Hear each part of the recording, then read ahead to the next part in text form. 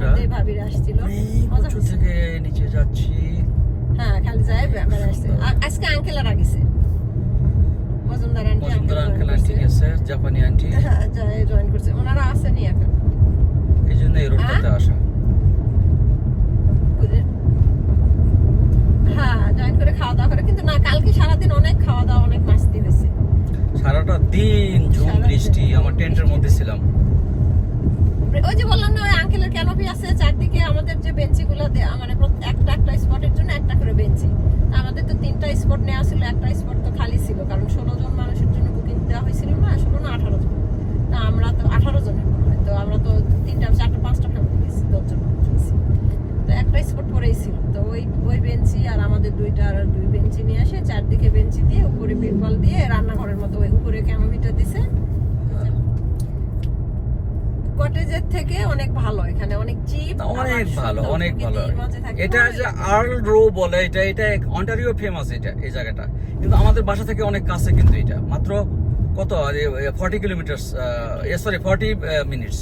আমি একদম গ্রাম দিয়ে যাচ্ছি, গ্রামের ভিতরে যাচ্ছি, দেখি কোথায় নিয়ে যায় আমাকে, শুধু গ্রামটা দেখার জন্য।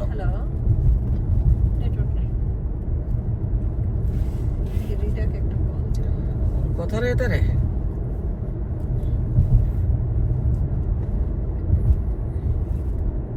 পৃথিবীর সুন্দরতম গ্রামগুলো নাকি সুইজারল্যান্ডে, কিন্তু আমার কাছে কানাডাকেও কোনোভাবে করার মতো নয়। সুইজারল্যান্ডে আমরা তো পাহাড়ের উপরে, কখনো পাহাড়ে যাচ্ছি, কখনো নিচে, কখনো পাহাড়ে।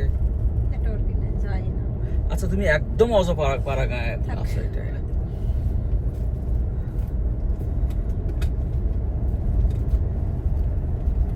মজবুর করকে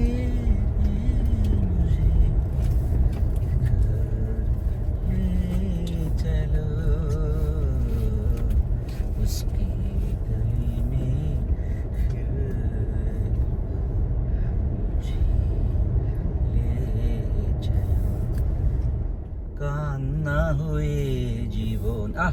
কি সুন্দর, কি সুন্দর আল্লাহ তাআলার সৃষ্টি। আমি আবার রাইট টার্ন নেবো, I will not take the left turn, কারণ তুমি কোথায় নিয়ে যাবো আমাকে আমি জানি না, but I will go home now. আমি এই রাস্তাটার নামটা কি জানি না, হাইওয়ে 9, আমি কিছুই চিনি না, তবে I am going home, I am going সামহার, that's it. বাবা আমাদের একটু সাইড দাও, যাইতে দাও বাবা। না এখান থেকে গৌড় রোডে যেতে বলছে পরে, এরপরে যাওয়ার দিক, কিন্তু আমি তো সেটা যাবো না, আমি এই দিকে যাবো, আমার রোড, আমি গৌড়ে পাওয়ার চেষ্টা করবো। এখানে এয়ারপোর্ট রোড, দেখো দেখো দেখো, মিল গেয়া, আমাকে দেখো।